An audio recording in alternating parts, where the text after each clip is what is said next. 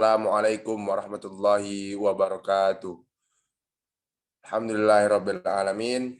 Kali ini kami berkesempatan untuk berdiskusi mengenai Pancasila Dasar Negara dengan dosen pengampu Ibu Risti Aldila. Saya Muhammad Alif Imani Fatihah selaku moderator untuk memulai diskusi kami. Yang pertama yaitu yang akan dibacakan oleh Tarisa Octavia. Silakan Tarisa Octavia.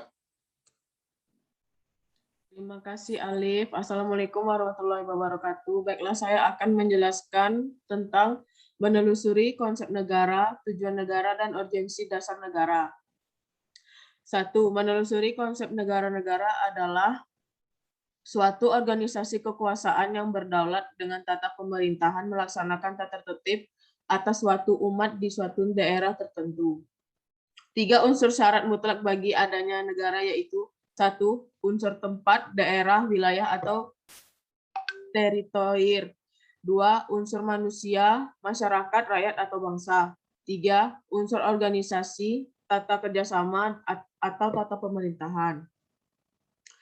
Dasar negara yang menentukan bentuk negara, bentuk dan sistem pemerintahan, tujuan negara yang ingin dicapai, serta jalan apa yang ditempuh untuk mewujudkan tujuan suatu negara. 2. Menelusuri konsep tujuan negara.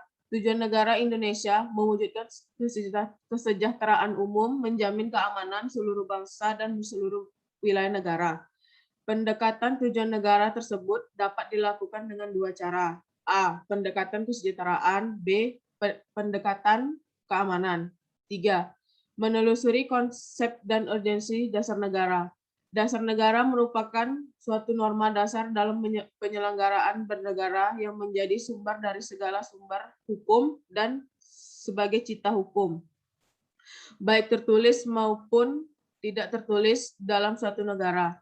Kedudukan dasar negara berbeda dengan peraturan perundang-undangan karena dasar negara sumber dari peraturan perundang-undangan. B. Menanyakan alasan diperlukannya kajian Pancasila sebagai dasar negara. Pancasila merupakan pandangan hidup dan kepribadian bangsa yang nilai-nilainya bersifat nasional dan mendasari kebudayaan bangsa. Nilai-nilai tersebut perwujudan dari aspirasi adanya Pancasila. Perpecahan bangsa Indonesia dapat dihindari karena pandangan Pancasila berdasarkan keseimbangan, keselarasan, dan keserasian, sehingga perbedaan apapun yang ada dapat dibina menjadi suatu pola kehidupan yang dinamis, penuh keanekaragaman yang berada dalam suatu keseragaman yang kokoh. Terima kasih.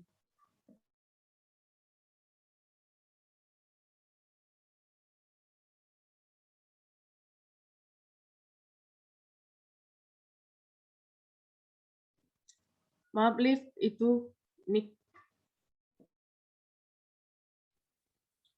Baiklah, penjelasan selanjutnya akan disampaikan oleh Putri.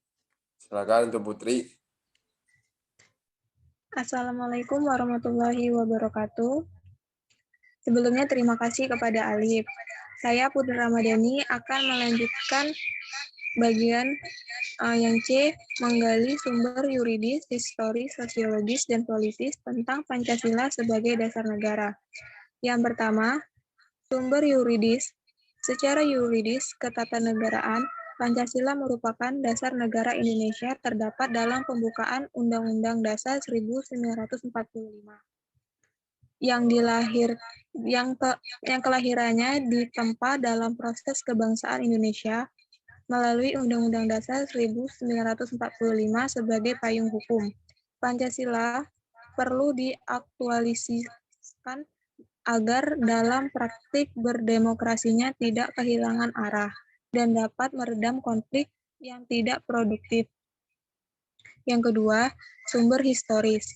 Pancasila sebagai dasar negara menurut Mahfud MD menyatakan bahwa berdasarkan penjelajahan historis diketahui bahwa Pancasila yang berlaku sekarang merupakan hasil karya bersama dari berbagai aliran politik yang ada di BPUPKI, yang kemudian disempurnakan dan disahkan oleh PPKI dan pada saat negara didirikan.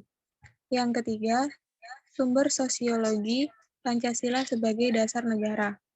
Nilai-nilai ketuhanan, sumber etika, dan spiritualitas dianggap sebagai fundamental etika kehidupan bernegara, negara menurut Pancasila. Diharapkan dapat melindungi dan mengembangkan kehidupan agama. Yang kedua, nilai-nilai kemanusiaan universal bersumber dari hukum Tuhan, hukum alam, dan sifat-sifat sosial dianggap penting sebagai fundamental etika politik kehidupan bernegara dalam pergaulan dunia. Yang ketiga, nilai-nilai kemanusiaan. Indonesia memiliki prinsip kebangsaan yang kuat, mampu memberi kemungkinan bagi keragaman komunitas untuk tidak tercebur dari akar tradisi dan kesejarahan masing-masing. Yang keempat, nilai ketuhanan, nilai kemanusiaan, dan nilai serta cita-cita kebangsaan itu dalam aktualisasinya harus menjunjung tinggi kedaulatan rakyat yang dipimpin oleh hikmat kebijaksanaan. Yang kelima, keadilan sosial menurut Pancasila. Keseimbangan antara peran manusia sebagai makhluk individu dan peran manusia sebagai makhluk sosial. Juga antara pemenuhan hak sipil, politik dengan hak ekonomi, sosial, dan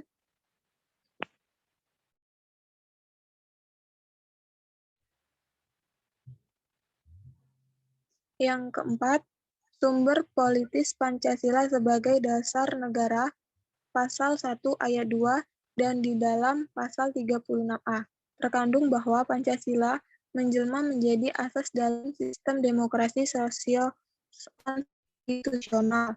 Konsekuensinya, Pancasila menjadi landasan etik kehidupan politik bangsa Indonesia dan bagi warga negara dalam substruktur politik atau sektor pemerintah, yaitu lembaga-lembaga negara dan lembaga-lembaga pemerintah. Pancasila merupakan norma hukum dalam memformulasikan dan mengimplementasikan kebijakan publik yang menyangkut hajat hidup orang banyak.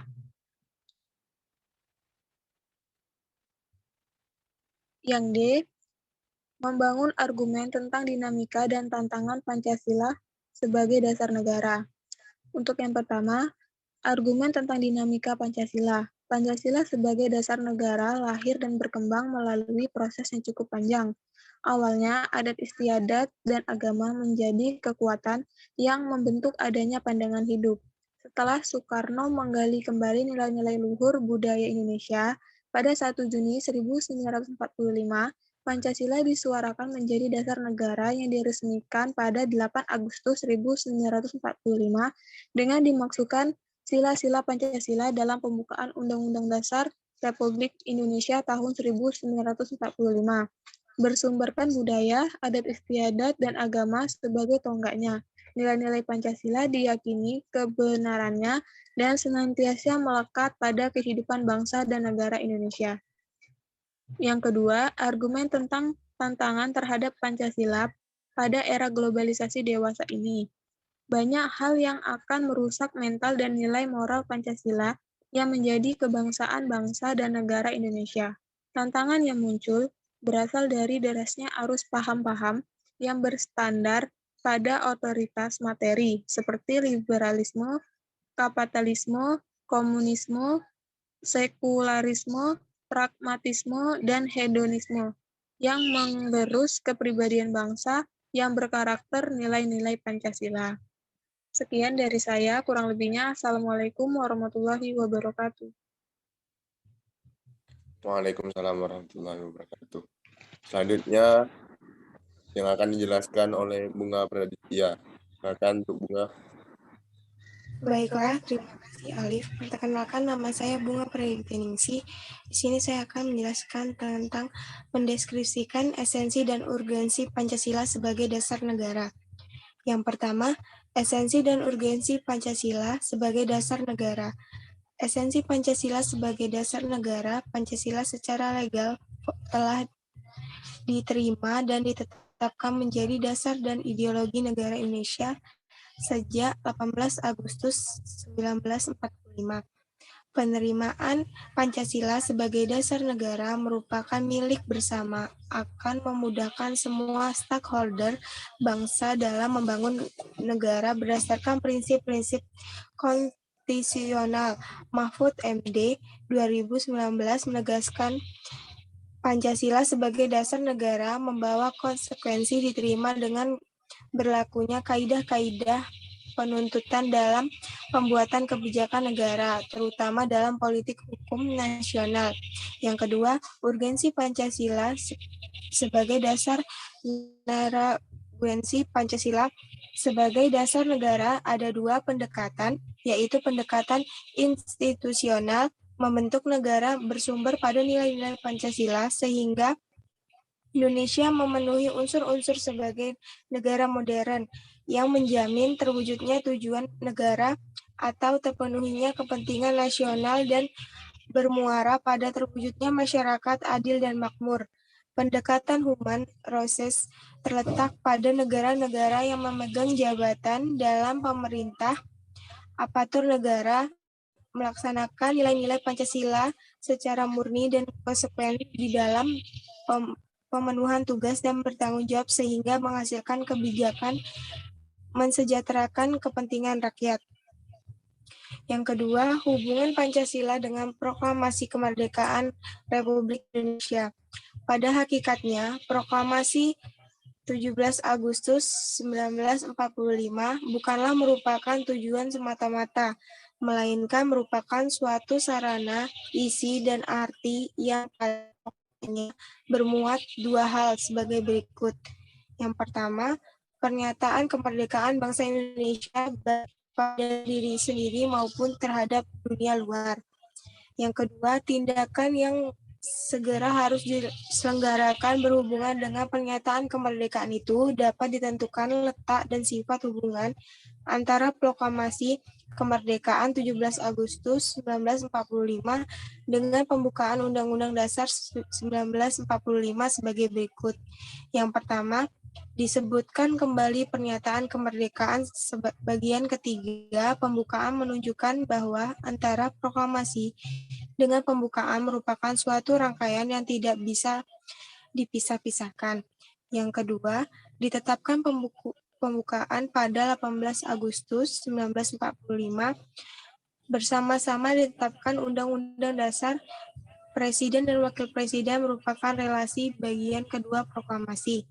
Yang ketiga, pembukaan hakikat merupakan pernyataan kemerdekaan yang lebih rinci dari adanya cita-cita luhur yang menjadi semangat pendorong ditegakkannya kemerdekaan dalam bentuk negara Indonesia merdeka, berdaulat, bersatu, adil, dan makmur dengan berdasarkan asas kerohanian Pancasila. Yang keempat, dengan demikian sifat hubungan antara pembukaan dan proklamasi yaitu memberikan penjelasan terhadap dilaksanakan proklamasi pada 17 Agustus 1945, memberikan penegasan terhadap dilaksanakan proklamasi 17 Agustus 1945, dan memberikan pertanggungjawaban terhadap dilaksanakan proklamasi 17 Agustus 1945.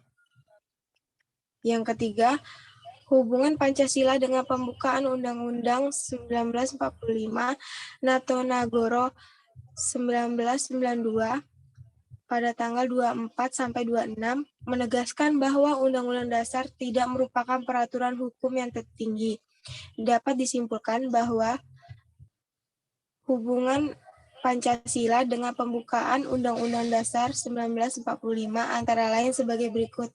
Yang pertama, pembukaan Undang-Undang Dasar 1945 memenuhi syarat unsur mutlak sebagai staf fundamental.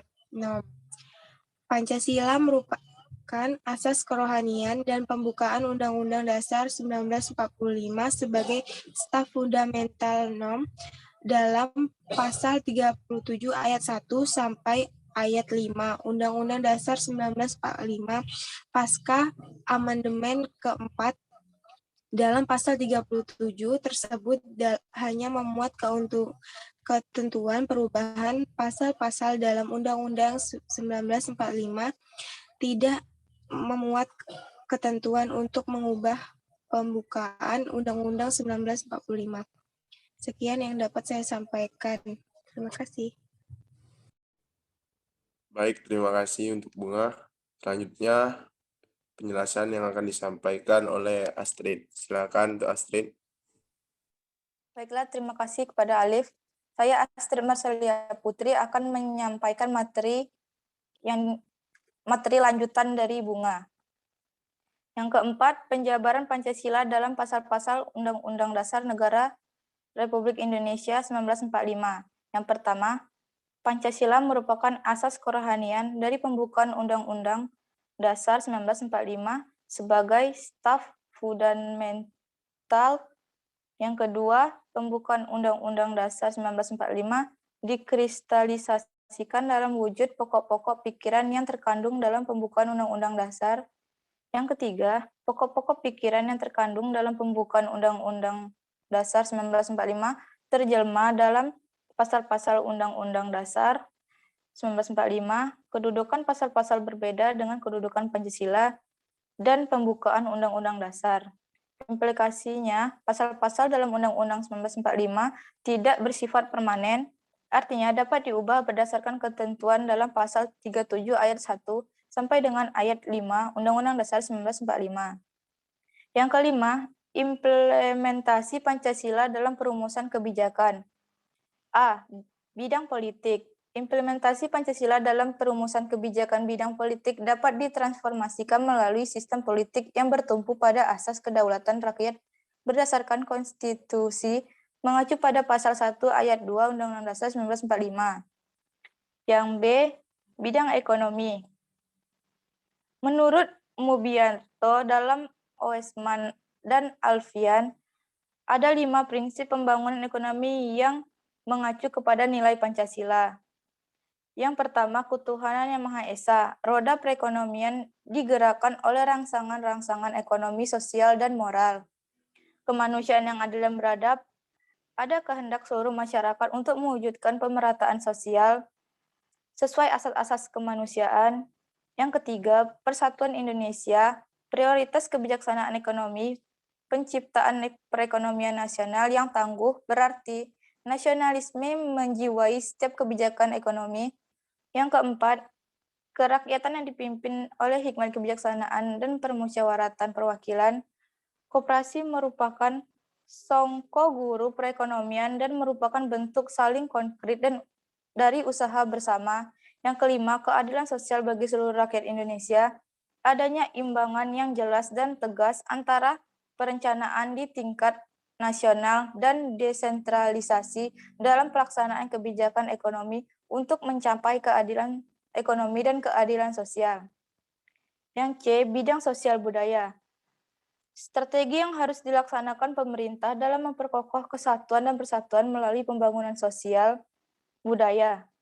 Pasal 31 ayat 5 Undang-Undang Dasar 1945 menyatakan bahwa pemerintahan memajukan ilmu pengetahuan dan teknologi dengan menjunjung tinggi nilai-nilai agama dan persatuan bangsa untuk memajukan peradaban serta kesejahteraan umat manusia.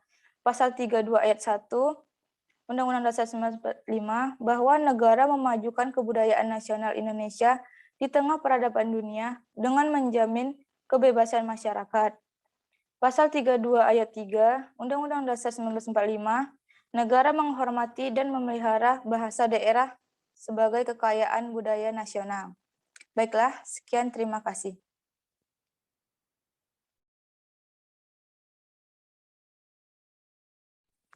Baik, terima kasih untuk Astrid. Silakan selanjutnya untuk penjelasan selanjutnya oleh Sofi. Silakan Sofi.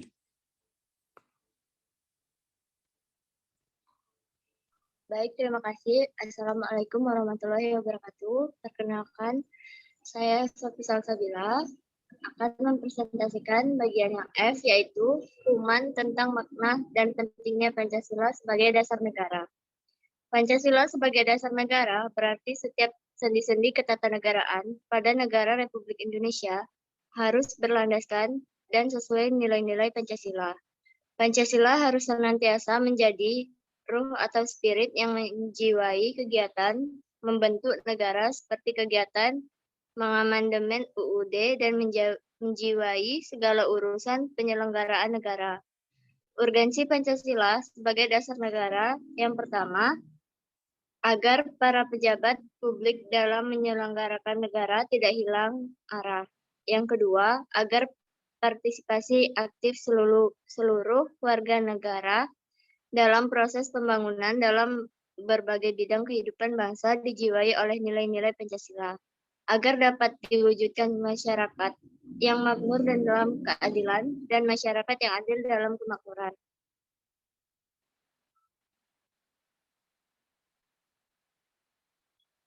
Adapun contoh kasusnya yaitu rasisme terhadap orang Papua. Orang Papua ini dikatakan tidak manusia karena memiliki ras kulit hitam di Papua, yang tentunya melanggar sila ketiga pada Pancasila yang tidak sesuai dengan sila ketiga, yaitu Persatuan Indonesia, dan yang kita ketahui dengan semboyan negara kita, Bhinneka Tunggal Ika, yang berbeda tetapi tetap satu.